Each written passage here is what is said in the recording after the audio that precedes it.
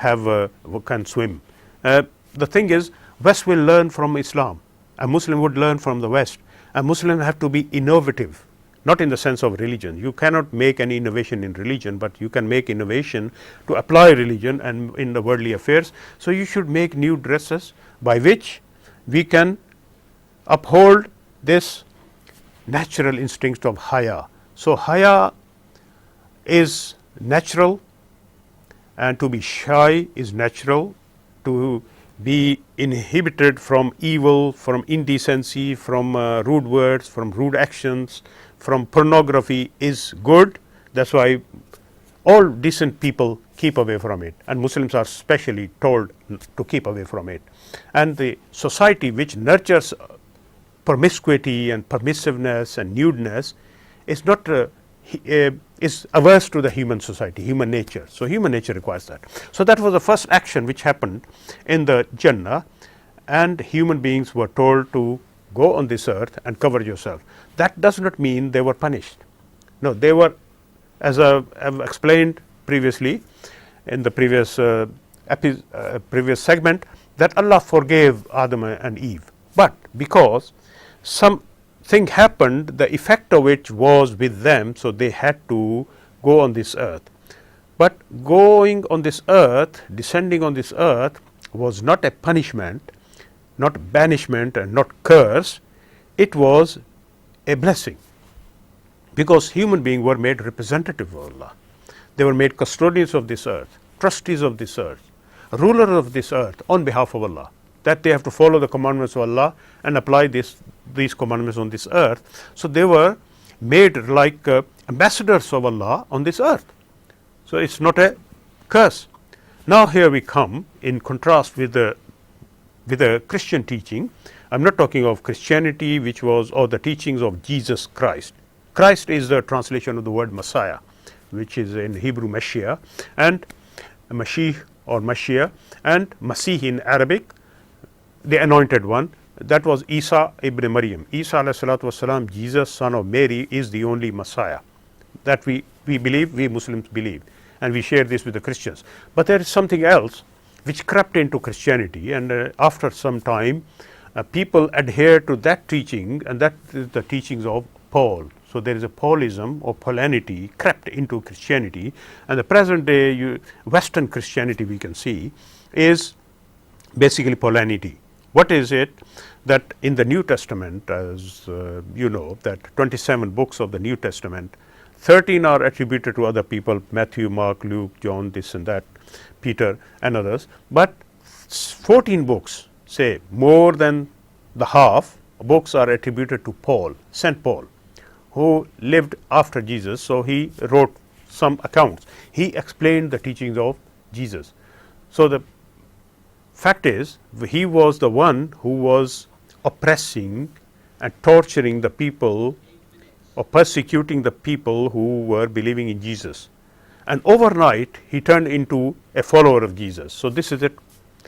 Some people suspect it was a trick, and overnight then he gave all the teaching and he became the exponent, the explainer of the religion of Jesus. So, he wrote so much literature and he preached that Christianity, which Christianity is based on the original sin. What is that original sin? That what we believe Muslims as a mistake and an error, not a deliberate sin, not a sin at all, of eating the forbidden fruit by the enticement of shaitan, Paul has termed it as a sin. And sin is unforgivable, and that is the sin which was the first sin, and according to Paul, that sin has been carried over by every human being. Every child is born sinful. Why? Because Adam and Eve ate the forbidden fruit. So, that sin is carried over. So, this is called original sin. So, this makes every human being sinful. Every human being carries his own cross, is cursed or is doomed to die and to be cursed, and he has no salvation, no hope of salvation. So, this is one premise on which Paul put his teachings, which is now known as Christianity. He based on this one pillar. Another pillar is how to get rid of this original sin, how to get out of this curse, how to get out, how to be redeemed, how to get salvation. He formed another point. He formulated the sacrifice of Jesus on our behalf. Nauzubillah. So, what he preached is that Jesus was the sacrificial lamb and he was sacrificed on our behalf to forgive our sins. So, one person was killed on behalf of the humanity, and why should he be killed on behalf of humanity? Because he was Son of God. So, God made his Son come on this earth, then he killed him, and this out of mercy. But the question arises, why should, if God was merciful, if God is merciful, why should he kill his Son? It's more against mercy. He could have forgiven us without that. So, without that killing. So, every person is responsible for one's own action according to every law and every religion, but these two premises of Christianity lay the burden on one person, Adam, his sin being inherited by all of his children, and the other way is that one person being be killed on behalf as a punishment for on behalf of all the people. So, that these 2 points don't make sense. That is why all the educated and serious minded people who are in the West, when they study these 2 points, they just come out of Christianity. They don't believe in the Christianity. And there are many books written, much literature is being written. One book is Jesus Conspiracy by 2 German writers, translated into English, Jesus Conspiracy, which says that it took 2000 years for the world to realize that there were 2 religions in the Bible, in the New Testament. One is the religion of Jesus, one is the religion of Paul. In the religion of Jesus, there is no original sin, there is no divinity of Jesus, and there is no atonement. So, this is called atonement, that Jesus sacrificed on behalf of the people to forgive their sins, and being sacrificed as a lamb and as a scapegoat, as they say, and the world being forgiven on that. So, that Paul says that these three rather, original sin, atonement, and the divinity of Jesus. So, what these 2 writers say of the writer of the book Jesus Conspiracy, that these 3 teachings are not in the teachings of Jesus, and they are only in the teachings of Paul. So, Paul took away the people away from the religion of Jesus. So, he deviated away. He distorted the teaching of Jesus, explained them in a way which was suited to that pagan Europe and Roman pagan people, and they adhered to Christianity because they were worshipping idols and statues, and they had this kind of concept of someone being killed on behalf of someone, and easy ways to live in a very free way, not to follow any particular law. So, he discarded the law. Paul discarded the law. He also said that there is no need for the law, and which law has been enforced in the words of Jesus. Jesus in the New Testament books has affirmed that I follow the law of Moses, and that law should be kept, not a jot should be taken away. There is ample evidence to that. You can read the Bible and find out that Jesus never went away from that law. He never ate pork, Jesus, and he was circumcised, and he lived as a practicing Muslim of that time, or practicing Jew, because Jews were the family who practiced Islam. So, he was a practicing Muslim.